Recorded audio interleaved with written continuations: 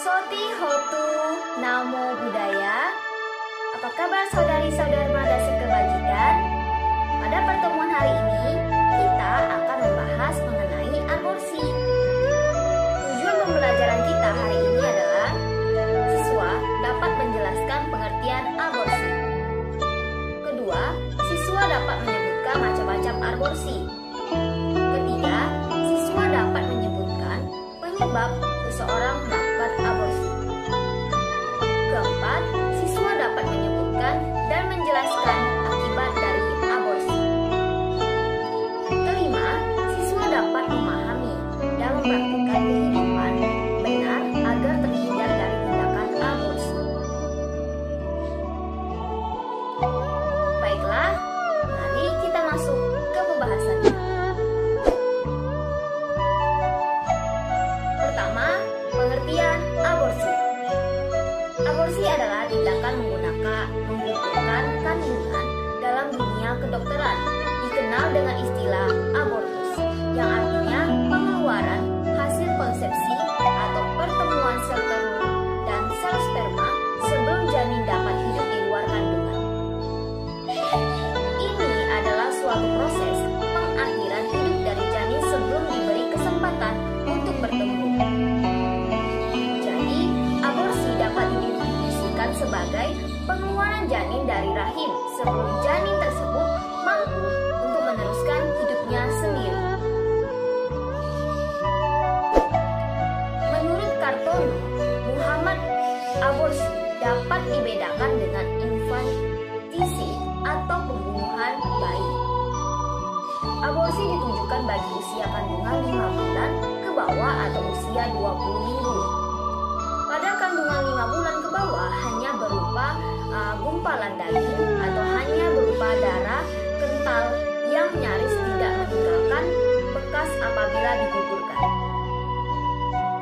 Sedangkan kandungan 5 bulan ke atas telah berbentuk tengkorak dan tulang sehingga pembusukannya memerlukan proses walaupun sudah digugurkan.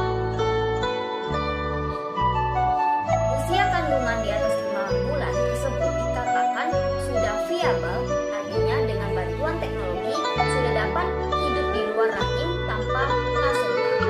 Penghilangan nyawanya dengan cara apapun di dalam maupun di luar rahim tidak lagi dapat disebut sebagai tindakan aborsi, tetapi pembunuhan bayi. Yang berikutnya, macam-macam aborsi. Dalam dunia kedokteran dikenal 3 macam aborsi, yaitu: pertama, aborsi spontan atau alamiah. Aborsi spontan atau alamiah berlangsung tanpa tindakan apapun. Sebagian besar disebabkan karena kurang baiknya kualitas sel telur dan sel sperma. Kedua, aborsi buatan atau sengaja.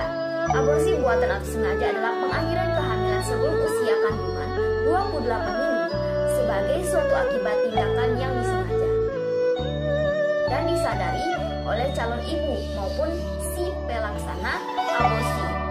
Hal ini ditangani oleh dokter bidan atau dukun beranak. Dan yang terakhir yaitu aborsi terapeutik atau medis. Aborsi terapeutik atau medis adalah pengguguran kandungan buatan yang dilakukan atas indikasi medik. Sebagai contoh, calon ibu yang sedang hamil tetapi memiliki penyakit darah tinggi, menahun atau penyakit jantung yang parah yang dapat membahayakan calon ibu maupun janin yang dikandungnya, maka aborsi dapat dilakukan, namun atas pertimbangan medis yang matang dan tidak tergesa-gesa.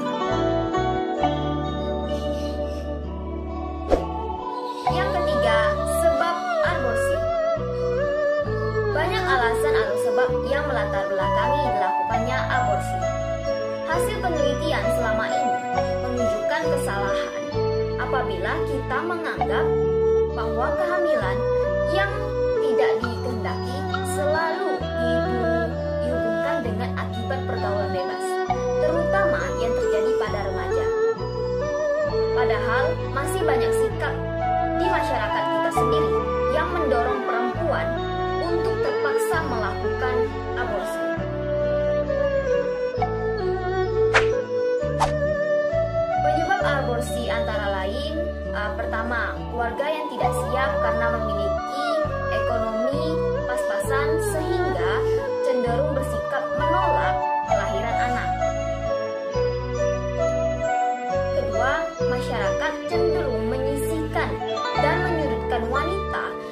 hamil di luar nikah. Wanita selalu disalahkan, tidak ditolong atau dibesarkan jiwanya, tetapi malah ditekan dan disulitkan, sehingga dalam reaksinya wanita tersebut akan melakukan aborsi. Ketiga, ada aturan perusahaan yang tidak memperbolehkan karyawatinya hamil meskipun punya suami selama dalam kontrak, dan apabila diketahui hamil akan dihentikan dari pekerjaannya. Keempat, pergaulan yang sangat bebas bagi remaja yang masih duduk di bangku sekolah, misalnya SMA.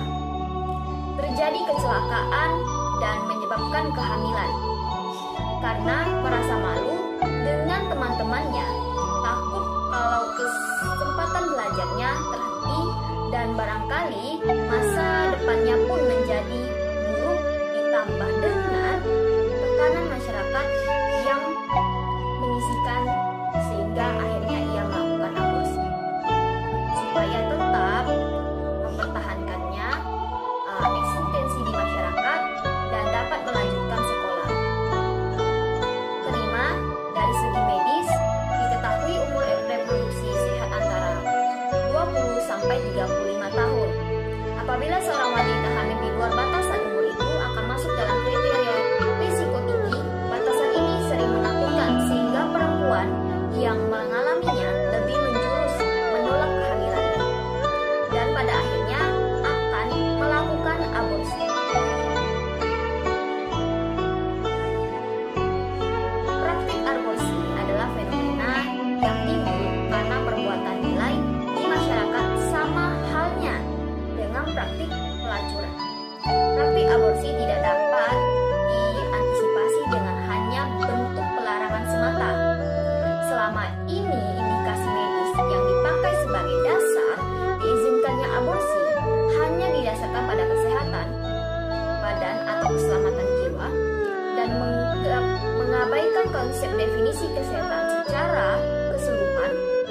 Padahal sebagaimana tercantum dalam UU Kesehatan Nomor 23 Tahun 1997, yang dimaksud dengan kesehatan adalah keadaan sejahtera dari badan, jiwa, dan sosial yang memungkinkan setiap orang hidup produktif secara sosial dan ekonomis.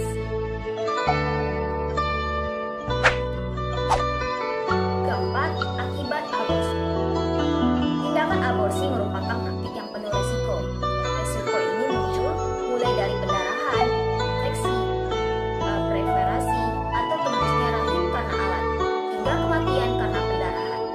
Yang terlalu banyak aborsi juga dapat mengakibatkan kemandulan karena infeksi dari penghisapan rahim, menjadikan saluran indung telur tertutup. Selain itu juga akan mengakibatkan rusaknya alat reproduksi sang ibu. Aborsi merupakan perbuatan jahat yang tidak baik. Aborsi adalah suatu tindakan pembunuhan dalam culaka mawiwaka sutta. Seorang pria dan wanita yang membunuh, kejam, dan gemar memukul serta membunuh tanpa belas kasihan kepada makhluk hidup. Akibat perbuatan yang telah dilakukannya itu, ia akan dilahirkan kembali sebagai manusia di mana saja ia akan bertunggal lahir. Umurnya tidaklah akan panjang.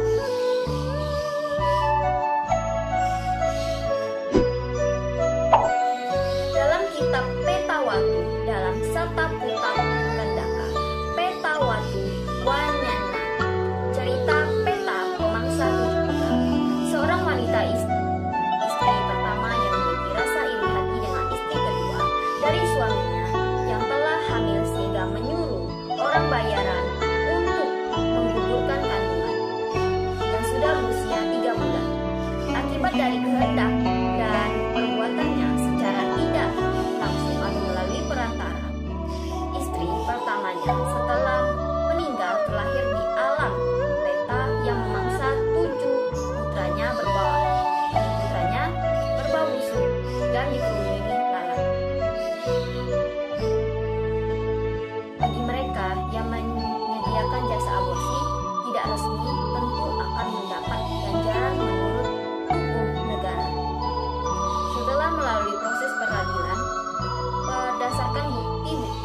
pada ini sebagai akibat dari perbuatan karma buruknya yang dilakukannya saat itu. Di dalam hukum aborsi dilakukan atas keinginan jahat, maka kasusnya menjadi pelanggaran kriminal dan pihak yang melakukannya dapat dituntut dan dihukum. Indonesia sudah mempunyai undang-undang yang mengatur soal aborsi, yakni pasal 346 KUHP. Pasal ini mengancam kaum perempuan yang menggugurkan kandungannya dengan hukuman maksimal 4 tahun penjara. Kelima, aborsi dan agama Buddha. Aborsi dalam pandangan medis maupun agama yang dikembangkan di masyarakat adalah satu, aborsi identik dengan pembunuhan, nilai yang kemudian diadopsi di dalam substansi hukum sebagaimana yang diatur lewat KUHP. Dalam pandangan medis, abortus yang diperbolehkan adalah abortus berdasarkan indikasi medis atau abortus artificialis therapeutis. Selebihnya, aborsi yang dilakukan tanpa indikasi medis dikategorikan sebagai abortus kriminal, abortus provocatus criminalis.